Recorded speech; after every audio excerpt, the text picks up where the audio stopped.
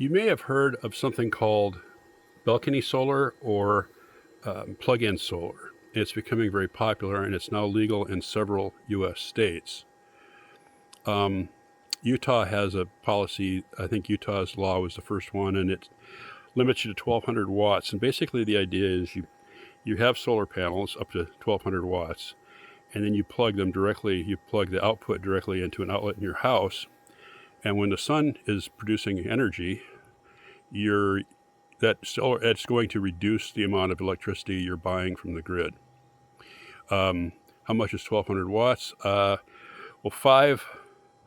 These are 220 watt panels here. So 5 of these 6 panels would be, if my math is right, 1,100 watts. So that's about how much you could do. But even if you just had a smaller set, 1 or 2 smaller panels, a lot of people just have 2 panels. They're called balcony because you can hang them off your balcony. But anyway, I want to make a suggestion. If you go that route, if you're thinking about balcony solar or plug-in solar, that you also consider batteries. And you don't need as many batteries as I have here. But there's 3 reasons why you might want to add batteries to a system like this. And the first one is with the plug-in solar, when the sun isn't shining, you're not producing anything. And during the day, you may be producing more electricity than you're using, and it just gets wasted without a battery. The battery then can store the excess power that you're producing. Like maybe during the day you're at work and you're not home and you're not using much electricity. Your house isn't using much electricity, so you've got this extra energy coming from the sun. You might as well store it, and then when you get home at night, start doing things around the house, running things. You can use the battery for that.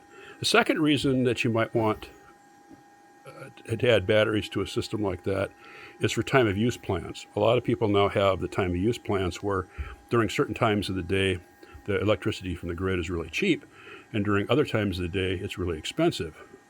So the obvious thing to do there is you charge your batteries when it's cheap, and you use it when it's expensive. And or you charge them either from the grid when it's cheap, or charge them during the day from the solar, which is once you've got the things set up. Of course, the fuel for the solar is free. You don't have to buy fuel, but you do have the upfront cost of acquiring the equipment. And then the third usage for batteries is in a backup, emergency backup situation, power outage. My original plan, what I wanted, I have a little portable generator, and if we have a multi-day electric outage, a storm or whatever, I would run the generator to charge up the refrigerator and the freezer.